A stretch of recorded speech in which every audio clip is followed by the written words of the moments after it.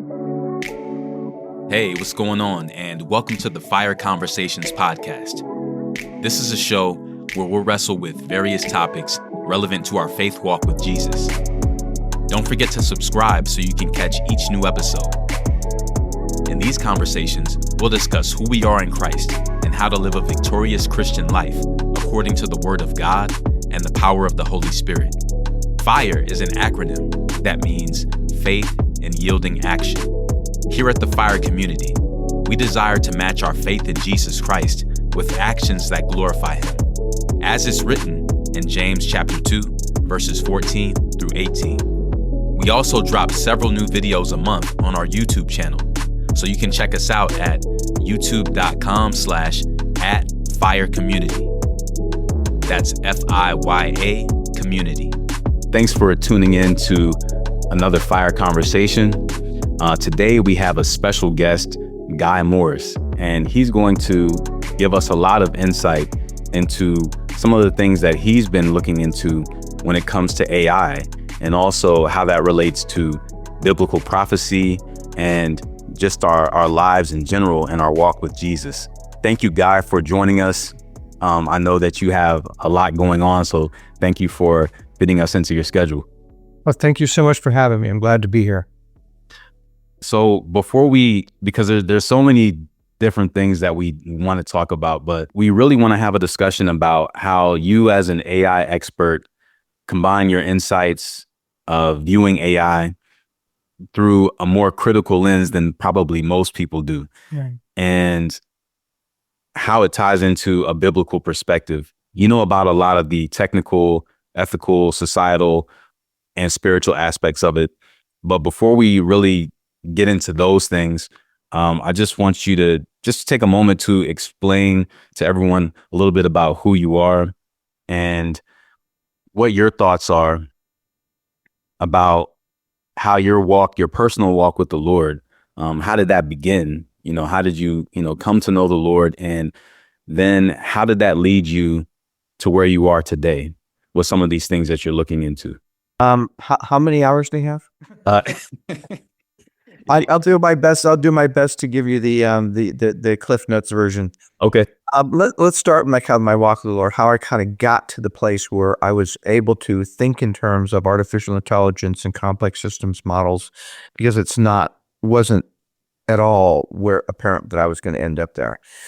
I tell everyone that my real life started at age 13 as a homeless runaway on the streets of LA, working alongside migrant workers. I don't talk about the years before that because I need a therapist to do that. It took until my 50s, however, before somebody was smart enough to put the dots together and diagnose me with complex PTSD. So I have struggled with PTSD my entire life. But it started off as a homeless runaway. And so I learned early on in my head that I could never rely on anybody, that the only person I could truly rely on was myself if I wanted to eat and survive. Now, it was during that time, I went home briefly after one of the major threats at home had left, and to get a GED. And while I was trying to get a GED during that time frame, I lived in Southern California, I was in Chino at the time. For those who don't know, it was a largely Hispanic population. There was a state prison not too far from there, just kind of one of the neighborhoods people didn't want to end up in, mostly rural. But a small, I worked alongside immigrants, so I have a deeper respect for my Hispanic friends. But a small gang came up and tried to harass me and intimidate me. Well, I had been on the streets for a few years, so that was not. I'm very small, but I'm sort of like what do they call them? I'm fierce. Anyway, we wound up all getting into a fight. I wound up making a couple noses bloody that got all over my clothes. And even though I was the one being picked on and harassed and bullied, it wasn't the first time. And so I was suspended from school. while I was on the way home from school, a guy that everyone knew as the Jesus freak, the long-haired kind of hippie guy, saw me going home in the middle of the day, crossed the street, came up behind me. Again, not a good thing to do if you're a street kid. And so I turned around, he started getting close. I turned around, I grabbed him by the collar, and I went to punch him, and he laid his hand on my shoulder and started praying in tongues. Wow. And I was just like, okay, I didn't see that one coming. And I can only say that I didn't understand it in my head. I had never been to, now I had been to church a little bit because my mother had married an ethnic Italian in Newark, whose family was in the mob, but we were the heathen. She was the heathen with the bastard children unless we could get confirmed as Catholics. So I went to church long enough to get confirmed as Catholics, and even then, bullies would pick on me, and I was tough neighborhoods, and I would get in fights, and we'd get kicked out. So church was not really something that I was really familiar with at all, and certainly nothing having to do with the real gospel. And so I really didn't have an understanding of what he was doing or what he was saying, but all I know is that the Spirit of the Lord fell on me. And I did something I hadn't done in years. I sat in a dirty gutter and started to bawl. Needless to say, I went home. I told my mom that I had accepted the Lord. She slapped me as hard as she could and told me she wasn't going to put up with any of that BS. I was in deep trouble this time. Wow. And that began my walk in the Lord. Wow. Now, less than a year later, I had felt that I was called to leave home for good. I had got my GED. I was 15 years old. I packed a little small backpack and taped up a little tiny guitar I bought in Tijuana in a cardboard box. And I walked a couple miles to the local freeway, and I hitchhiked to Tucson, Arizona, where I joined a commune for 3 months. And that's where I started understanding and fellowshipping with people who had a deeper roots in the Word. I didn't stay at the commune because of my PTSD. I had trouble dealing with people in close intimacy, and I was just a constant nervous wreck. But I continued to go to church, and that's where I kind of laid down my roots. And by the time I was 19, and so that's kind of where I started the Lord. By the time I was 19, though, I had married too early. My wife got pregnant right away. And I was driving produce trucks 6 days a week, 12 hours a day, making not much money at all and not enough to support a family. And I went to prayer one day and I said, Lord, I want to know if I can send my wife back to work, not forever, just long enough so that because I couldn't even have time to go look for a job if you're working, from 5 in the morning till, 7 at night. You claim and apply for a new job, right? Because nobody's open on Sunday to take an application or talk to anybody. So I thought, well, if I can get her to go back to work for even a month, that'll give me time to go out and at least look for a job that's not going to kill me and destroy my family, because I never had any time for my family. Well, it sounds strange. It would have sounded strange to me at the time. It sounds strange even to me saying it, 50 years later. But I felt another compulsion from the Lord. I want you to go to school. I want you to go to college. It's like me. I didn't even barely. Okay, Lord, you must mean the guy down the other end of the block. He's the one that finished school. He's the one that took SATs. He's the one that's the smart kid. I was told I was dumb my entire life. Don't bother. And I was thinking, okay, that was weird. So I went back to prayer again, and I felt even stronger. Get up right now. I want you to call the university, ask for an application. You're going to go to school. So I did so, and my wife, when I told my wife, her first response was, "Oh, that's so sweet of you for trying." So I didn't tell any of my friends. I got an application in the mail. I had no idea what I had to declare a major. I had to get my first wife's help to complete the essay because I was functionally illiterate. When it came time to declaring a major, she said, "What are you going to major?" I said, "I don't know. The Lord didn't tell me that." I did this one of the blind-eyed, poking down, and I ended up declaring myself as an electrical engineer. One of the hardest majors you can possibly pick. And here's the kid with no SAT scores and barely finished high school. And I thought, okay, well, this is a joke. There's no way that this is it. This is just the Lord seeing if I'll humiliate myself enough to do it. Well, and on top of that, it's like the beginning of August. School starts at the begin in 3 weeks, 3 or 4 weeks in the beginning of September. That late in the year, there's no way they got room. And I had to call home and try and see if I could get SAT scores. I did, which I never took, but I got my transcripts. And in my transcripts, I realized I had already gone. It took me 16 schools to get from the first grade to the 10th grade. Wow. And the chaos that kind of brought my life. Well, lo and behold, and I'm taking this story's taking way longer than it should. I'll sum it up. No. Go ahead. The Lord, I do have one question. When you're after this about something you said earlier about the Lord got me into school. The Lord got me accepted, and beyond all belief, but I still had no money. And so I threw the letter away. I said, well, this is no good. I still don't have any money to go. I'm still have to solve the problem of how do I pay the bills when I can't, how do I pay tuition and books when I can't even pay the bills? Yeah. The very next day, my wife's father, he was a wealthy man, and I didn't know that when I married her. He wrote me a letter and said, I think you've had a crappy shot at life. I think you have potential, but you're going to have to work hard to make use of it. I'm not going to pay your livelihood. You have to still go to work, but if you're willing to go to school at night, or if you're willing to go to school, I'm willing to pay your tuition and books. Wow. Mm. Wow. So guess who went to school? First few years, I was working my fanny off and flunking because I didn't have the skills. Something clicked. I don't know what. I was about ready to quit because it wasn't working. I wound up graduating with multiple degrees. I got a full scholarship to go to grad school. I was on the dean's list. I was accepted into Harvard MBA program because somewhere along the way, something had clicked in my head, and it started working. And I was able to develop, I got all that attention because I had developed a macroeconomic model that had outperformed the Federal Reserve and changed how we build economic models to this very day. And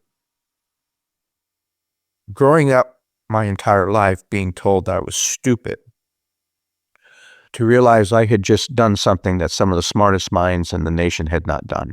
Yeah, it's amazing how sometimes it seems like the enemy tries to stop us from where, he knows God is taking us, right? So there's people in our lives, people that say, you can't do this, or you're not smart enough, you're not capable enough, or, people that try to sow those seeds of doubt early on. Those weeds are hard to get rid of. It took me decades Right. of still going through working with CXOs of major corporations, still feeling like I was a poser, I was stupid, and people were going to figure it out soon. Mm.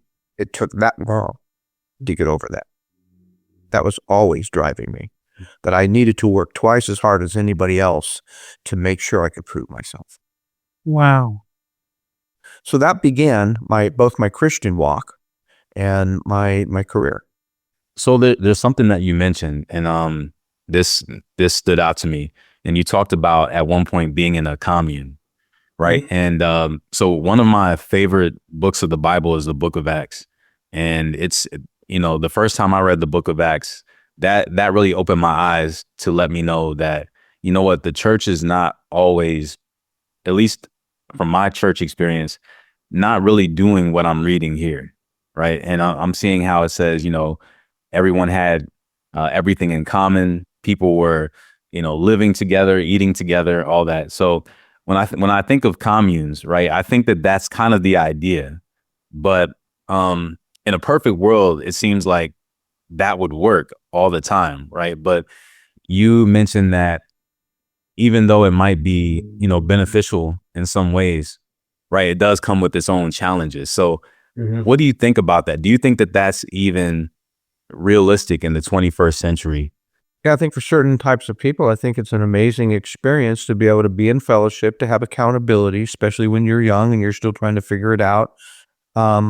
Union Gospel Mission is a shelter here in Seattle that deals with people coming off the streets, coming off of drugs, learning how to rebuild their life. They live in community together for a few years. They go through a program where they can graduate. It really can be amazing in helping to rebuild a life when you've had shattered expectations, shattered family values, shattered trust. Sometimes you can't just go from those kinds of that kind of existence to a stable, healthy one without seeing some examples and having a few people guide you in and having a few rough edges that you got to work off of with others in order to kind of get there. And so as I said, I had complex PTSD. So I've had hyper anxiety my entire life living with, and I had been, my whole life was being the new kid. And so there was always a part of me that I had difficulty opening up to others and feeling like I could be, and when you're in a small commune, there's a lot of intimacy and I wasn't used to it, and I didn't know how to handle it, and I didn't feel safe with it yet because it had just started happening to me. And so it took a long time. Now I continued to stay at the church, and there's a lot of really great grounded teachers at the church. One of my favorite a pastor who taught me, this was a church that really taught the true values of what the early church was teaching and wasn't concerned about how big the church was or how big the auditorium was, and I even got an example of a pastor, and one of the things they had different was they had 7 different pastors. They had a pastor staff of 7, each of them being a qualified pastor from different, one of them was Lutheran, one of them was, the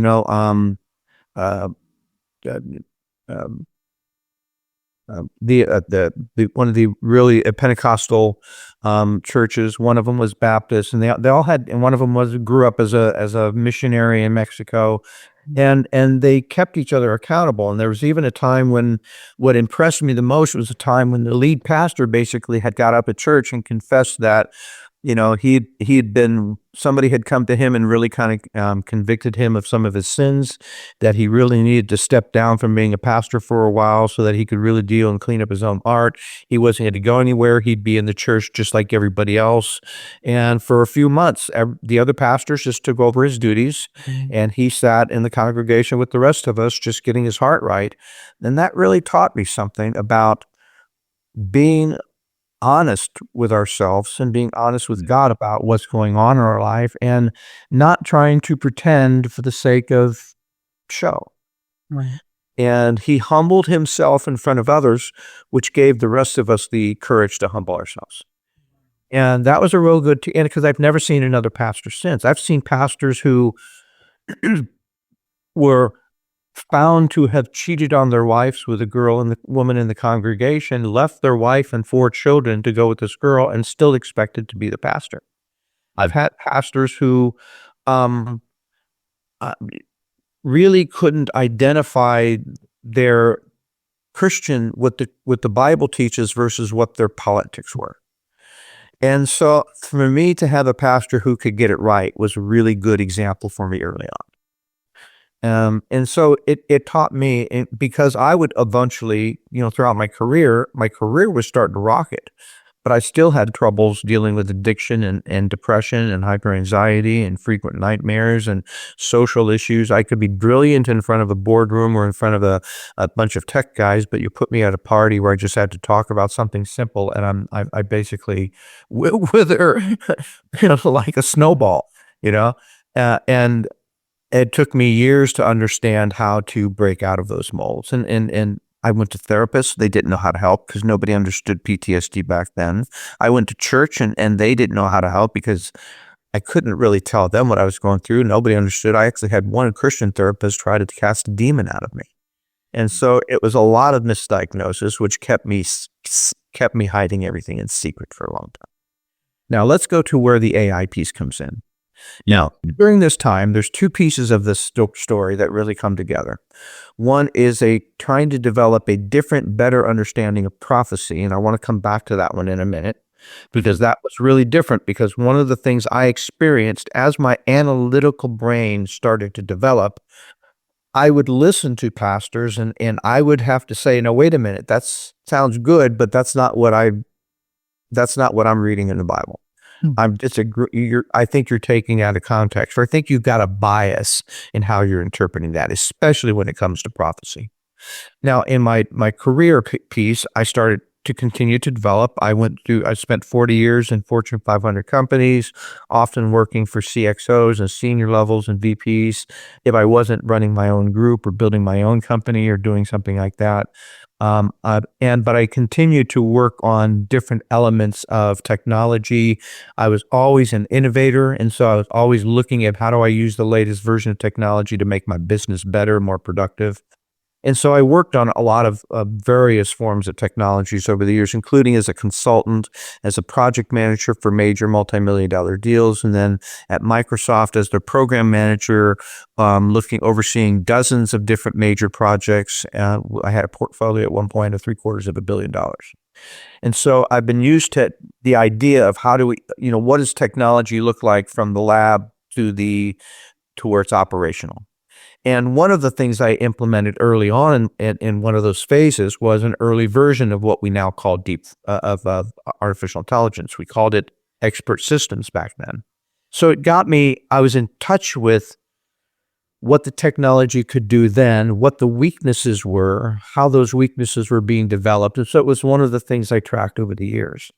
But the key event that hooked me, that obsessed me with getting more involved with understanding how it was being used outside of what I was doing in my own business, came when I discovered a small, obscure Associated Press article in a small military technology magazine that because I had customers that were military, I would read some of the stuff.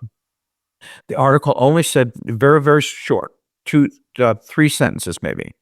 A program had escaped the Lawrence Livermore Laboratories at Sandia. If I knew anything, I should contact some FBI agent or some professor. That was it. Now, the geek in me could have passed right over. Most people would have passed right over that. I couldn't. I cut it out. I taped it onto my monitor. I said, it's either a typo. It didn't say the program was stolen. Didn't say the program was corrupted. Didn't say the program was lost. Didn't say the program malfunctioned.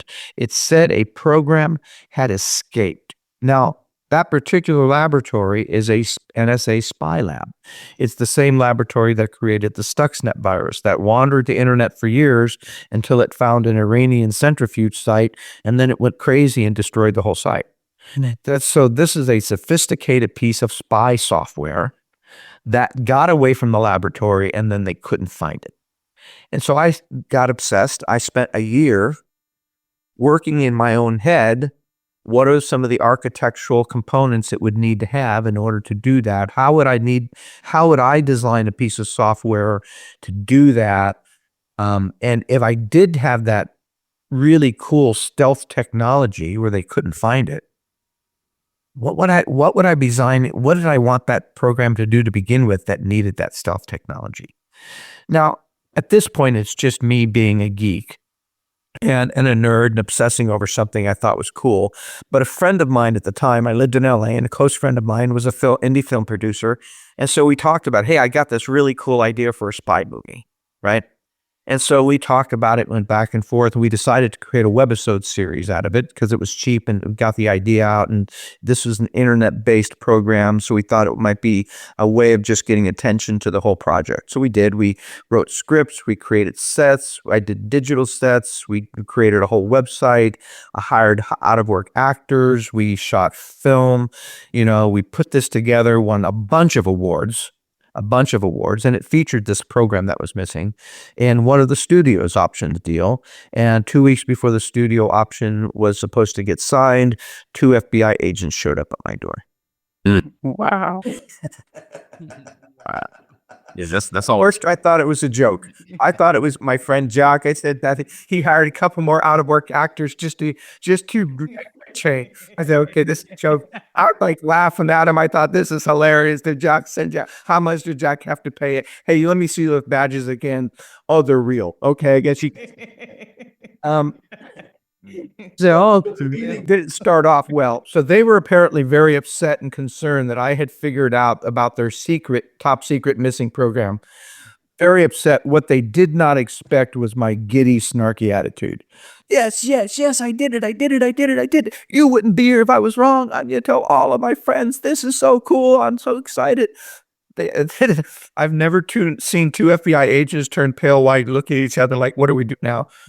So, they gave me the "we are not a news" speech. I gave them the whatever shrug. And then my wife came home and gave me the "honey, why are there two FBI agents in my dining room? This better be a damn good story, buddy." So that was that incident. Now, I still had to go to my career, had to go I had a startup next and then Oracle and then Microsoft. And worked on, with big data and all kinds of other technologies that were continuing to develop the AI technologies. It changed about 2012 with some things that most people who weren't in the industry would have never seen. So by 2018, when I retired, I wanted to write books. This was one of the stories I wanted to focus on. And I knew at that point where the technology was in the lab roughly.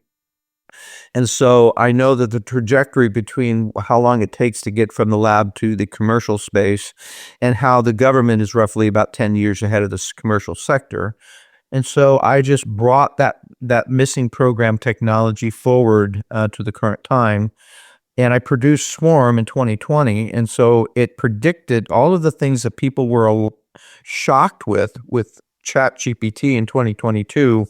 I had already been writing about years before. Wow. So because I can, it's not just what the industry can do now, it's what the trajectory of lab developments are for the next step. Now, people don't understand that AI has been technology.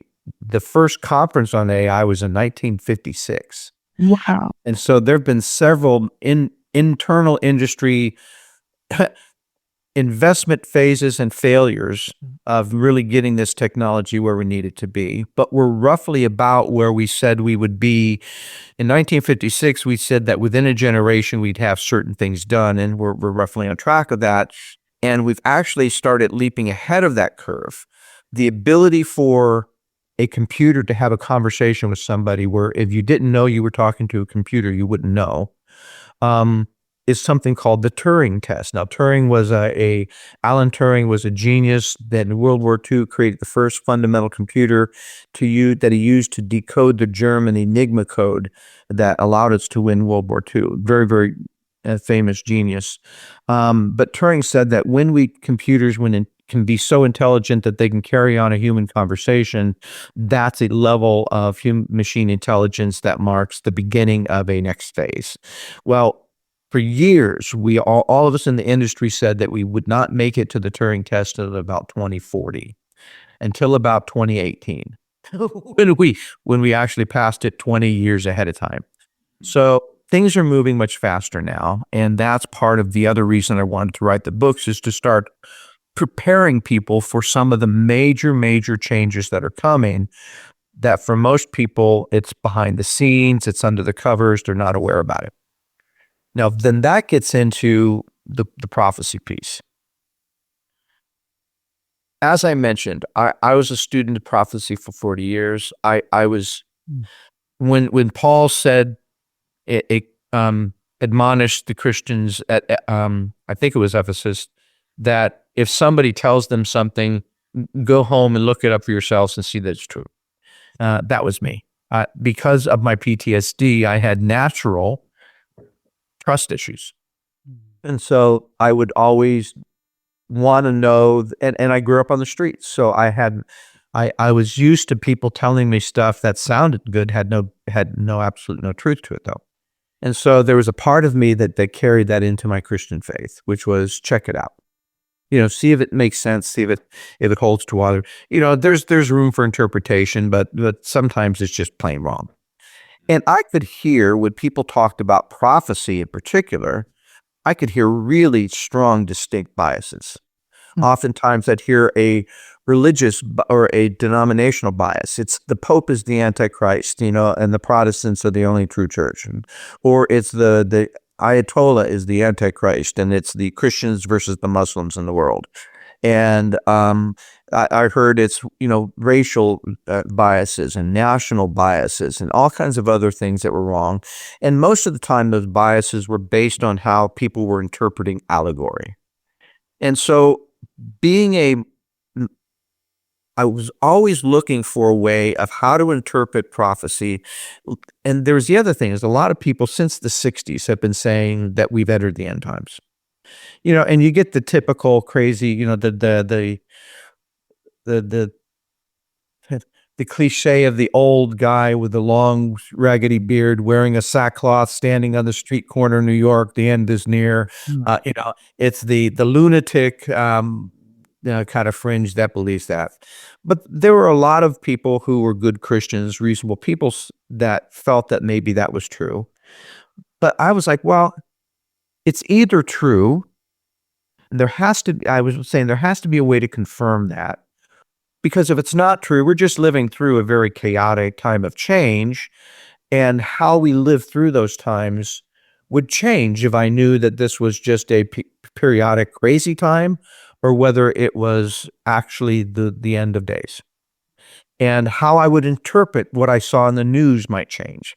So it started with actually a National Geographic article. The National Geographic article, I love National Geographic, I love facts, I love science, I love things that I have no problem between religion and science because I think they're looking at the same thing from different perspectives. Science is looking at the what and the how, and religion is looking at the who and the why. But we're all looking at the same reality, the same world, and trying to answer some of the same unanswerable questions. So I was looking at this article, and it was about fish stocks all around the world. And it was basically concluding that fish stocks in every major fishing ground around the world were down about 30%. And they had the reasons. It was overfishing, it was pollution, it was ocean warming, ocean acidification from climate change and CO2. They had all of the reasons, all of them man generated. And something in my head clicked that I said, there's a prophecy in Revelations called the Seven Trumpets. The Seven Trumpets has an allegory. Flaming rock falls from the sky, lands in the ocean. Well, that didn't happen. But it also has outcomes, or what I call attributes. A third of the fish of the sea are dead. A third of the birds of the air have died. A third of the beasts of the land have died. 2/3 of the rivers of the earth are so polluted you can't drink from them without getting sick. Now, being in oil business and being involved in environmental studies and being engaged with all of that science and research, all of those things had already happened. We were already deep into what we're now calling the sixth extinction. But unlike the other extinctions, which came from supervolcanoes and asteroids, this one was completely man-made. And then I started thinking about, well, what's the probability of that happening?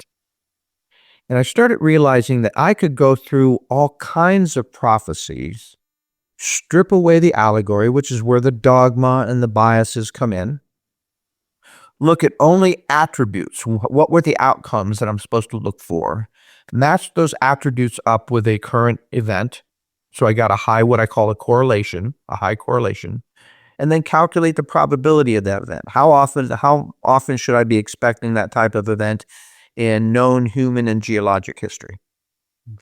And then I could take all of the prophecy. There's over 840 prophecies of the end times, twice as many as there were from the first coming, because we're supposed to be watching for these signs. And I think God knew that we would be so deluged with information and things to distract us that we'd need a whole bunch of them to get our attention. Right. But if I calculate the actual probability of all those things happening together in a single generation, without an asteroid, without a human, without a super volcano or some other natural reason, I built just like I built a macroeconomic model, I built a computer probability model for prophecy. And the outcome of that model was 1.4 trillion to 1 that we were living in prophetic times. Now, for those who have a hard time thinking mathematically, right? That's a big number. But what's the significance of that? Like, what does that actually mean as far as probability? That means that so many things are happening on so many different levels that it's so far beyond random chance that it would only happen one time. If you flipped a coin, if you had a random chance, it would only happen one time out of 1.4 billion times. It's that rare that so many things would happen on so many different levels at the same time without these other factors. And some of these things are not just the natural factors. One of them is basically global travel, basically running from here to there on the globe. That's never really been something that's been meaningful until after the World War. If you wanted to travel overseas, it was 3 weeks over the ocean. You couldn't fly there in an afternoon.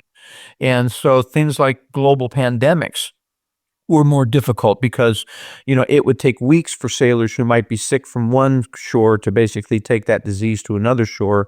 Many of them might die on the way.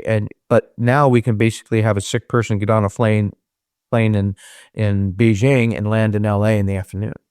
And so global communications, satellites, nuclear weapons, the internet, if we start looking at even the existence, what I call the linchpin, the one prophecy that was the hook that basically restarted the prophetic timeline was the creation of Israel in 1948.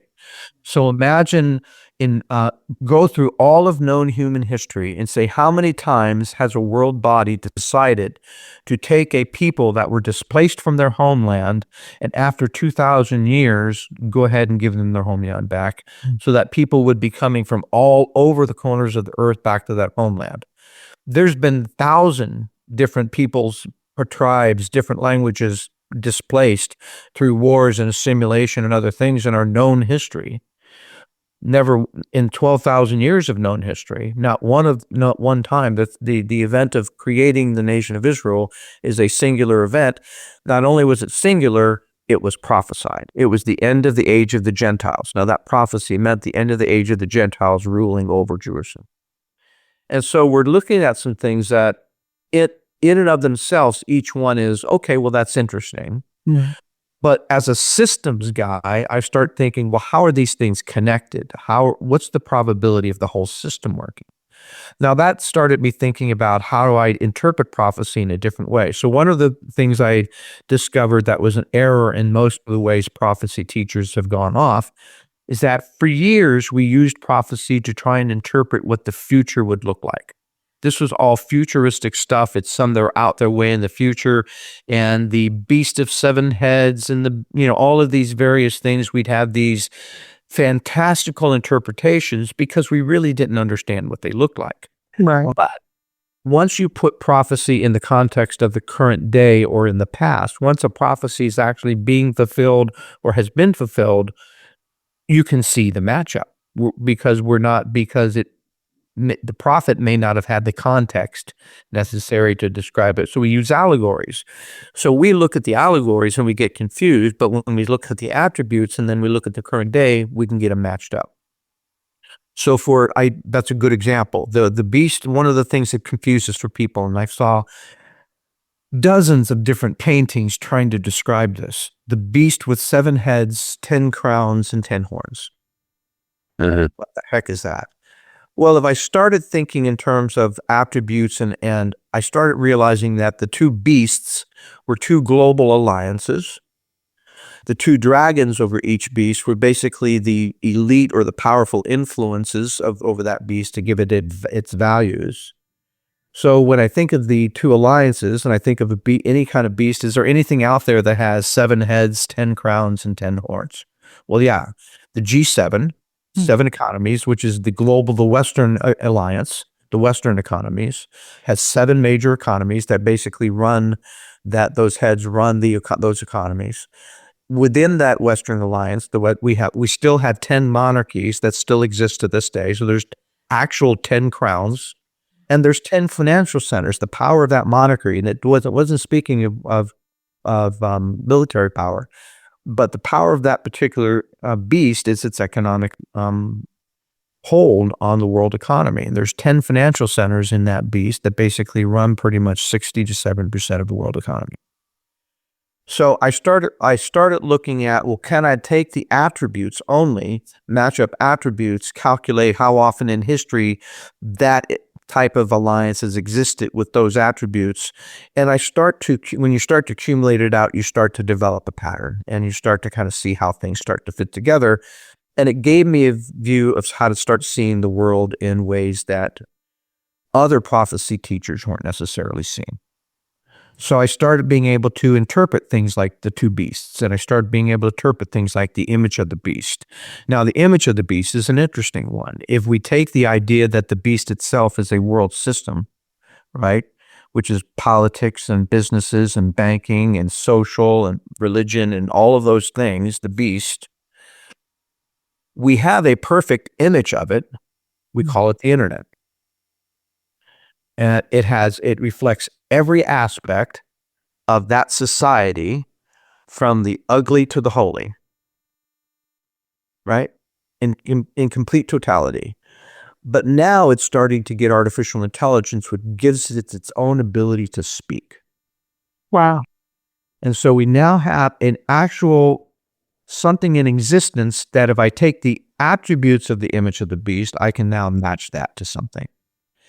I started writing my book series for two reasons. One is I felt that these were subtle things that most people weren't seeing. And I wanted to write about them in a way that I could get more people's attention than not. And I had a workbook of about 150 pages of some of my studies and summary conclusions on some of this stuff. Nobody's going to read that. But if I took the example of Michael Crichton, who was worried about the dangers of DNA manipulation and cloning, instead of writing a white paper on why that's dangerous for society, he wrote a thriller called Jurassic Park, and he illustrated those dangers.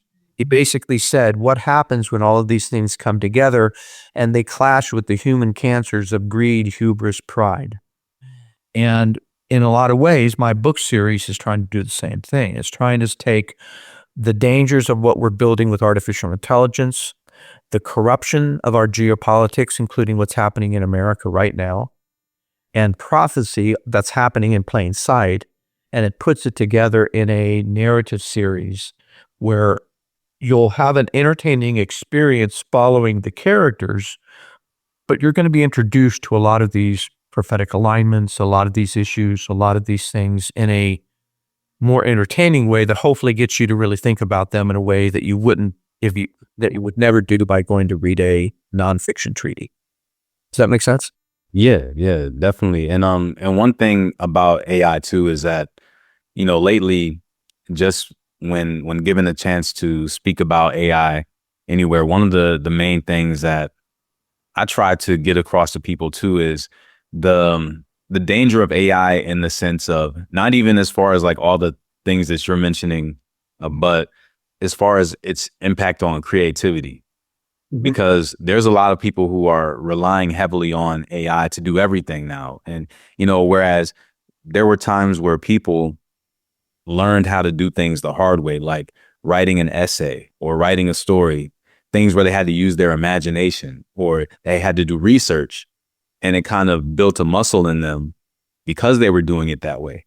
Whereas now somebody can just, type in some prompts and it does all the work for them. And, my concern with that is that people are losing that sense of creativity. But with that kind of opens the door to, oh, well, this says that this is correct. So I'm just going to take that. Oh, absolutely. I think the creativity part is the least of our dangers. I think much of that will basically be eventually managed in lawsuits and court cases about who has the rights for doing what, and certain places saying we're not going to take, like Amazon right now won't take books that are AI written. I'm an author that I write extensively about AI, but I never let AI write my book. There's no way that an AI would be able to come up with the unique premises that I've come up with. Because an AI is essentially a regurgitating machine. It's going to take what already exists, what's already been created, and mold and massage that into something new. It's not going to take a completely new concept. It's not going to have the ingenuity to do that. What I'm more concerned about, and I tell people there are some significant risks with the technology itself. Things called hallucination, which you alluded to. Hallucination is when an AI makes up an answer, comes up with something that's completely made up, but it acts and writes it and says it in such a way that it sounds completely true, which is troublesome if you're writing marketing content or news story or something like that, and you don't have an editing staff correcting that and checking that. It's extremely dangerous if you're using it for misinformation or some other things. But most of the hallucinations can be corrected with additional training. Training is just super expensive. The second technology-oriented area is also correctable with training. It's called misalignment. It's where the AI is going to solve the problem, but it's going to do so in a way that may not be consistent with our social values or legal ethics. So an example might be an AI has to optimize the power grid in Texas during the middle of a heat wave, and it decides that the best way to do it is to give all the power to the industrial sector because they have a higher pay rate than the commercial sector, the consumer, and so they shut off all the power to the poor neighborhood, and people die. So an AI doesn't necessarily have the ethical, moral training that we would have to make those kind of decisions, which is a defect in how we're building AI. I talk about how we're building the alpha male model AI, not the compassionate human AI model. So misalignment is another problem. The biggest one for me, though, is what's called emergent properties. Emergent properties are when an AI develops a skill that the designer never anticipated it would need. It teaches itself something that we don't know that it taught itself. And most of the times we don't learn except by accident. And these sometimes are major skills. We've had examples of AI teaching itself research level chemistry. One AI taught itself how to read someone's mind by looking at their MRI scan. They're learning new languages, new tricks on how to solve problems in games, new war strategies that we've never thought of before.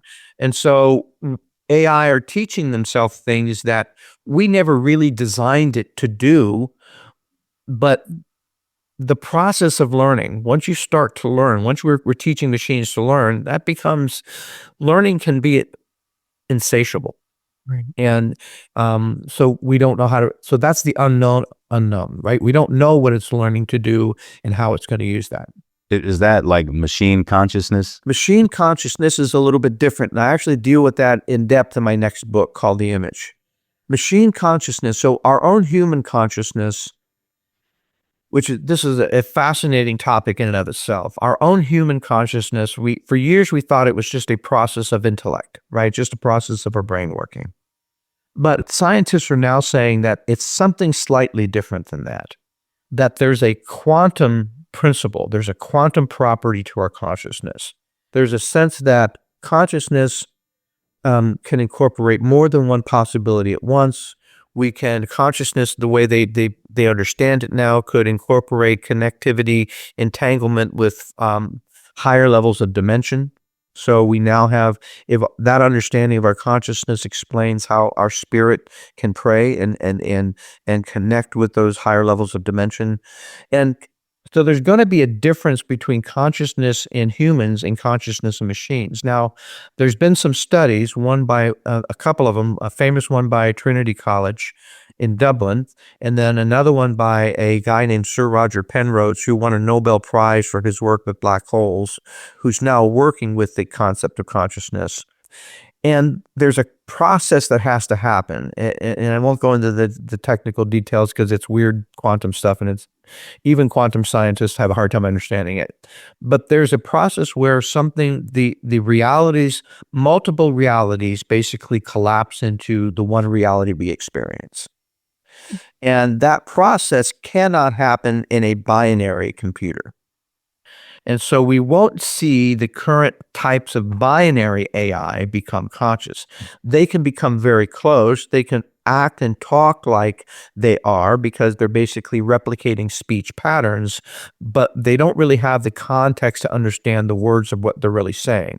Now we're starting to build certain types of computers called golems, which is basically giant large language multimodal models, where they not only know how to talk, but they can identify pictures. That's a cat. This is what it sounds like. This is what a cat's made of. This is the cat's anatomy. They can pull all the text, video, audio, imagery, context together, and we're starting to build those golems.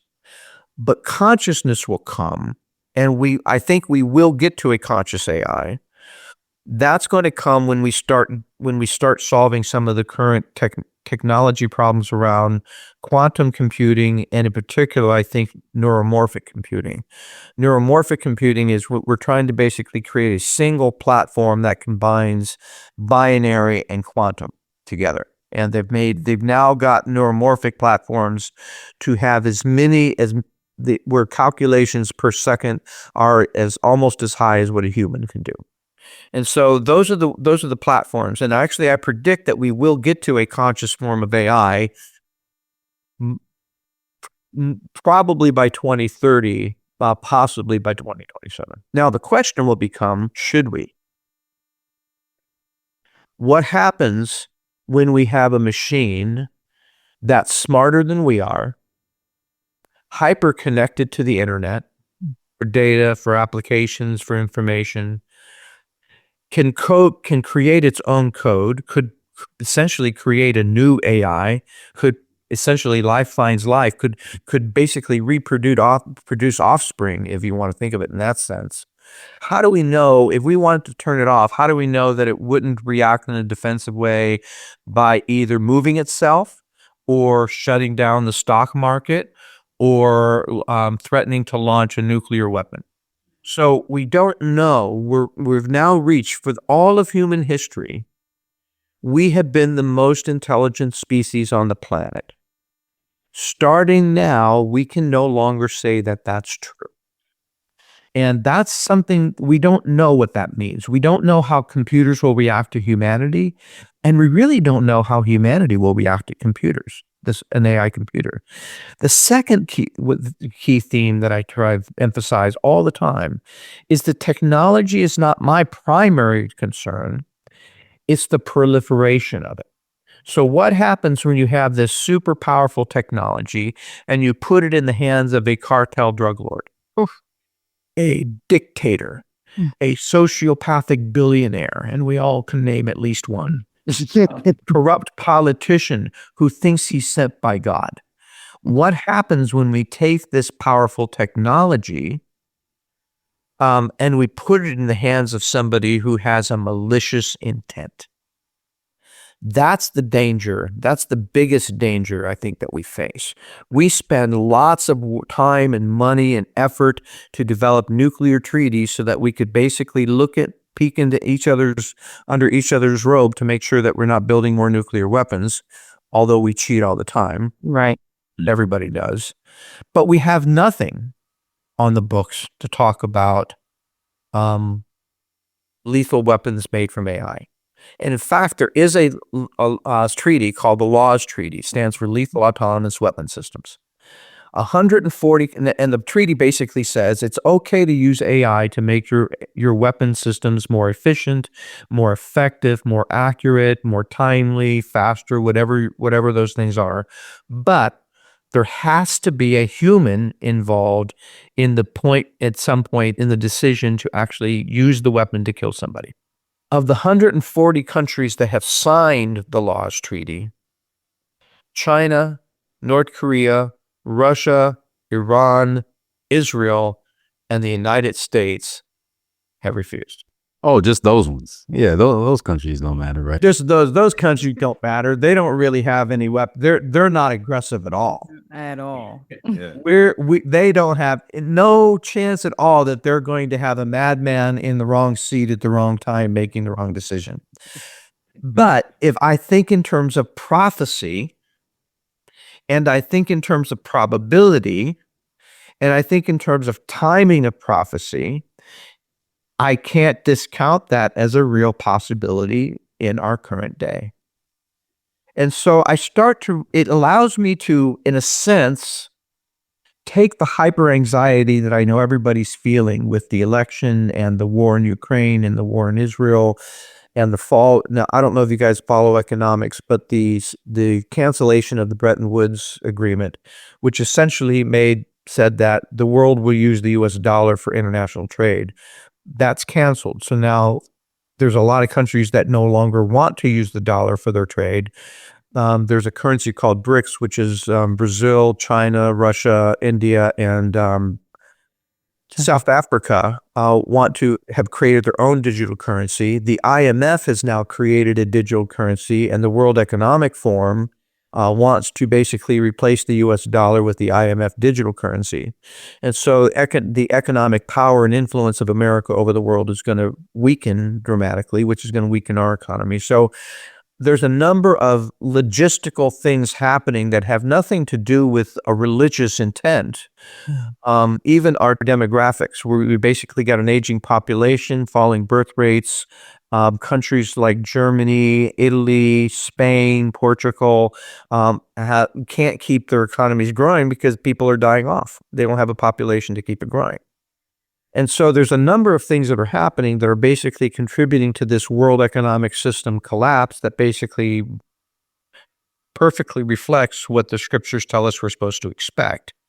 It says so in these wild allegorical terms, but if you get rid of the biases, if you get rid of the allegories, if you get rid of all those things and you just break it down to attributes, you can align those attributes to world events, world things happening in plain sight, and it gives you a better understanding of how to interpret prophecy as it occurs.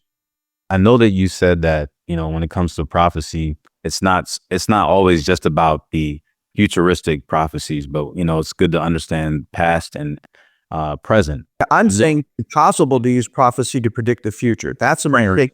I do that. Yeah. Right. One that I think gets a lot of people's attention, when thinking about, because you talked about like the beast and a little bit about like the Antichrist and everything. The book of Revelation talks about how people won't be able to buy and sell until, they get the mark of the beast and everything. So like in Revelation 13, it says verses 16 and 17, it talks about how, they'll have to be marked on the right hand or the forehead. And unless they have that, they can't buy or sell. And so just in your opinion, based on that, do you think that there's going to be a connection in some way between the mark of the beast and how people won't be able to do those things without it, and somehow a connection with AI or this like machine consciousness or, something else in the future? Let's just take the mark as a quick example. All of these digital currencies, there's multiple levels of security you have to think about for these things. There's one is the transactional level of security, which they do with blockchain. There's access to the account, which they want to use digital identification. So essentially facial recognition, geo-bio. So your hand, your face, things that are uniquely you, give you access to the account. So when they talk about not being able to access, it's not like being able to go to your bank and show them your bank card and your bank account number.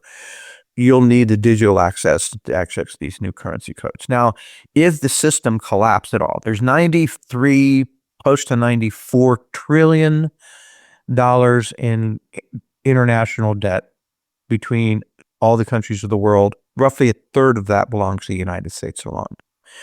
One of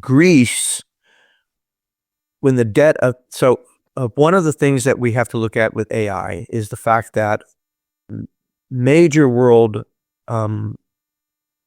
analytical companies such as Trilateral Commission, the International Monetary Fund, Goldman Sachs, PricewaterhouseCoopers, and others are all predicting that AI could displace as much as 40 to 50% of the global workforce by 2030, mid-30s. So not only is most people think, oh my gosh, I'm going to lose my job. The social disruptions, the level of bankruptcies, the level of dreams put on hold, the level of people slipping into poverty, homelessness will go up, a number of bad social things will happen. But one of the other things that will happen is those are going to be core white-collar jobs. That's the core of our government tax revenue base. So when you start slicing that tax revenue base, you push the national economy to the point of bankruptcy. Now, when Greece went bankrupt for their national debt, the IMF and a whole bunch of the international banks, which are all Bilderberg, think of it as I don't want to call it the Illuminati because that has a lot of baggage, but if you think of the dragon that stands over the beast, right? Mhm.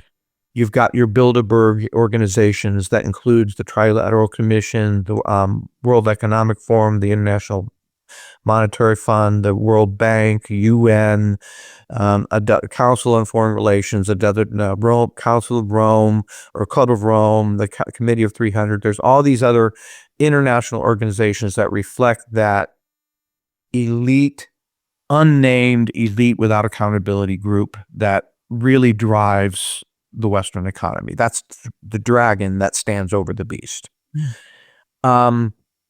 And when you think about what they're wanting to do with the world economic systems to replace the US dollar with these digital currencies and use AI to basically shift more of the world's wealth and power to these elite organizations, we're in trouble.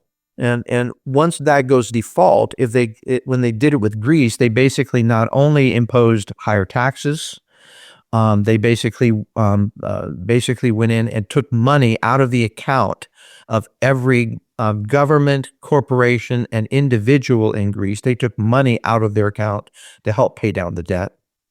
And so we could see a major restructuring in the U.S. within the next 5 to 6 years, especially if Trump comes in and he wants to do tariffs and mass deportations, he will tank the economy by 8 to 9%. And I've got a master's in economics. I will put my faith in the economist's ability to understand what these things are going to do. His policies will be a disaster. He'll help the rich, but he'll tank everybody else. And so we're looking at exactly the kinds of conditions necessary for these other things to happen. So I try to take a connected world systems perspective when I look at these things, part because that's my training and my experience over all these years. And that's how I interpret prophecy. So I try not to take prophecy and say, what does this mean? Because there's sometimes I look at a prophecy and I'll say, I don't know. I don't know what that means. If it's happened, I might not be aware of it. If it's happened, I might be aware of it and I'm not connecting the dots, or maybe it just hasn't happened yet. But rather than me trying to take prophecy and saying this is what it's going to look like and then going to find it with that, I take the approach of saying, has something happened? Does that happen to match up with something that was prophesied to happen? And if so, how does that fit into the context of the picture? And so by doing so, it allows me to really look at the world, look at the news through a different lens, and it lowers my anxiety. Because it's not the world system going out of control and it's going to be like that for my children and my children's children. It's the world system going out of control and it's only a few years before the Lord returns. Right? If the Antichrist is on the world stage, it means that the Lord is coming soon. Right. Which means that the suffering in Africa, in Pakistan, in Asia, in the Uyghurs, in Latin America, and in Gaza, in Lebanon, all of the people in America who are homeless, fatherless, hungry, lacking education, lacking opportunity, lacking hope, this has an end in sight. Praise God. Yeah. So I guess that's the hope, right? Because I know that there are some people who are going to be watching this or listening to this who are saying, you talked about a lot of like concerning things, right? But so what do I do with this, right? Am I supposed to be scared? Am I supposed to, build a shelter for myself and hide out until the end? Or, Jesus sent a message to the 7 churches at the end times. And if you look at those messages, you can actually tell the MAGA church in there. You can tell the Catholic Church in there. You could tell the kind of the laid back, kind of dead European churches in there. You can find all the churches, but there's only, of the 7 churches, only 2 of them were basically told, 5 of them were basically told they needed to repent or they would lose either their witness or be judged, right? So 5 of them, we know by definition, the Bible says that it won't, the end time won't happen unless there's a falling away of the church first. Right. So I get distressed when I see some of my old friends part of that fallen away church. It distresses me. It breaks my heart. But for the 2 churches that remaining, the counsel I can give everybody else is to persevere, stay faithful, and look up. Redemption is drawing close. We don't have to endure it forever. We only have to endure it for a time. 3.5 years is what the Bible teaches us. And I think that's we're in that level of time frame for me. So I have to, now here's the other way I look at it. You guys are young. You got decades. Bless your heart. Decades in it. Unless something happens we don't know. Right. Right? And that's the point. I'm close to 70. No, I know I look beautiful, but there's a lot of miles on this carriage, right? I've only been sick a couple times, but one time almost killed me. And I could have an expiration date at any time. Any of us have an expiration date at any time, but we're guaranteed to have an expiration date at some point.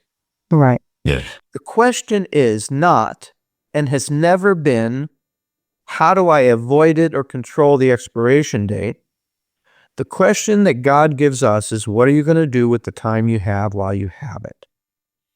God's telling us, if you had a terminal disease, would you want your doctor to tell you or just let you figure it out when it happens? Oh, we'd all say, no, I want him to tell me. Mhm. I want to know that instead of putting all my time into building my career, I should put more time into building my family relationships. Instead of putting all my time into buying that bigger house, maybe we just take a vacation and enjoy life. Maybe instead of saving that extra bit of money, maybe I want to give a little bit more to the poor. If Jesus at the end of the judgment had 2 different types of people that came to him, those that said, Lord, didn't we do great things in your name? Aren't we great Christians? He's going to say, didn't know you. You worship me with your lips, but your hearts were far from me. And there's other people that said, he's going to say, you fed me, you clothed me, you loved me, you cared for me. And they're going to say, when? He says, when you did it to anybody, you did it to me.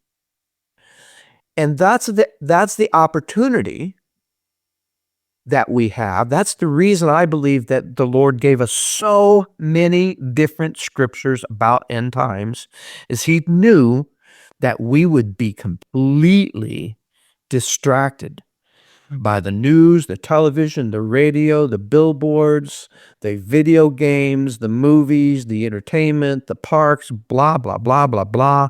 We would miss the evidence in plain sight if we weren't paying attention. And so he gave us lots and lots of reasons to pay attention, including when the world starts to fall apart and we're all looking for answers as to what we do now.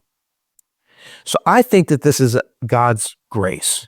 Yes. Give us some warning to say, hey, this is coming. Now, if we're saved and we're faithful in the Lord, we'll be saved. Now, I don't believe in the rapture, by the way.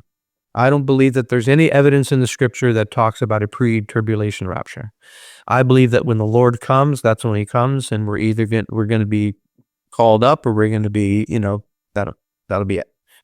But we're given this opportunity. And I think the Lord gave me this opportunity because I can guarantee you I was very career focused. I grew up dirt poor, eating out of garbage cans at times. when I got the opportunity to start making a real paycheck, I wanted to live the life that I'd only saw in the movies. Mm-hmm. But this knowledge tempered that and started me think, like, even today, I could probably go back and seek work with 40 years of experience. I could be on advisory boards. Right. I could go back and make more money. Yeah. I don't make a lot of money with the books. But for me, these are opening eyes. These are helping people grapple with what's going on in the world with a different lens. Mm-hmm. And I have knowing this, getting this information changed my own personal priorities. Mm. And I'm hoping that it will help others. I'm not telling you what those priorities are. That's between each individual and God. But if people know and believe that we could be within a few years of seeing the Lord coming, what does that mean for the election in America, the splitting of NATO, the potential for nuclear war in Ukraine and in the Middle East, the falling and the collapsing or damage to our economy? How about alien visitations? What do those have to do with what the scriptures told us we should expect at the end? We start to put all of this chaos in a different lens, and it starts to actually fit together because we were told it was supposed to. And my emphasis, my anxiety is not how do I stop it now? How do I prevent it? How do I change it? How do I join the resistance? Mm-hmm. I sit back and I just had a deeper, I still have anxiety. I'm not going to lie to you. I breaks my heart to see a country I love become what it's become, right? It shows me how many really hateful people are out there, hateful and ignorant. But on a personal level, I now have a choice. I now have an informed choice of how to respond. I can either get angry and resentful and bitter and fight, or I can say, well, yeah, that fits with what the Lord said was supposed to happen. He said it would get bad at the end. This is certainly fitting. There's some of that. But he also said that there's a time limit to this badness. And that end of that time limit is what Christians have been hoping and praying for 2,000 years. Right. And I'm going to be there for it. Yeah, most definitely. And I think that this is really good place to just segue. I know that you mentioned your books and everything like that. And so before we go, I want you to have an opportunity just to tell people exactly like where they can find your books, how they can connect with you online, all the information people need to know about you. Well, my books are on Amazon, obviously, Barnes & Noble online. But if you want to have an author signed copy, go to my website, GuideMorrisBooks.com. There's a store on there. I keep an inventory. I do book signings all year long, so I always have an inventory. If you want an author signed copy. There's 3 books out right now. I'm about ready to release my 4th book. 2 of the 3 books are part of a series called the Snow series, Snow Chronicles, and they deal with what we've been talking about, the intersection between artificial intelligence and other advanced technologies, including CERN experiments, black holes, other weapon systems that the government's working on, corrupt geopolitics, including what's going on in America, and prophecy. And it basically reads like the adventure of a James Bond with the snarky humor of an Indiana Jones and the savvy of an Elon Musk. And so you'll learn things you didn't know about cybersecurity, national defense, weapons development, but you'll also learn a lot about how prophecy is being fulfilled in plain sight. And so I use a lot of real world events and treaties and everything else. So there's a real tight mix between fiction and fantasy on my books, just so you can kind of help separate the two. The next book that'll come out is called The Image, and The Image will look at the true history of the Shroud of Turin when it was actually called The Image of Edessa, and it will contrast that in a narrative way with The Image of the Beast. And so we'll be introducing some of those concepts in that book. The 4th book is what was a book that took me 12 years to research. So it's more of a historical thriller. It deals with the lost treasure of $1 billion lost treasure of Henry Morgan, and how and why he abandoned that $1 billion treasure. He didn't lose it; he abandoned it and went insane and burned his law books. And it turns out his insanity connected to events that led all the way back to the origins of the Mayan creation myth. So that's a really fun book too. So all of them are at GuyMorrisBooks.com. Those will link you all to Amazon and other places to buy. They're all great award-winning books. All of them have won awards. All rated 4.3 to 4.6 on Amazon and Goodreads. And yeah, they're really great books. You can't go wrong. Thank you guys so much. You gave us a ton to think about. All of us should be now, more into our word, and more, paying attention to the signs of the times, right? Because Jesus told them about them for a reason, so that we could notice them, right? And definitely we can't turn a blind eye to them. So, thank you for your work and, bringing awareness to these things, Yes. helping to kind of wake up, those who are asleep, because we're definitely in those times. Thank you. Thank you, guys. Thank you for having me.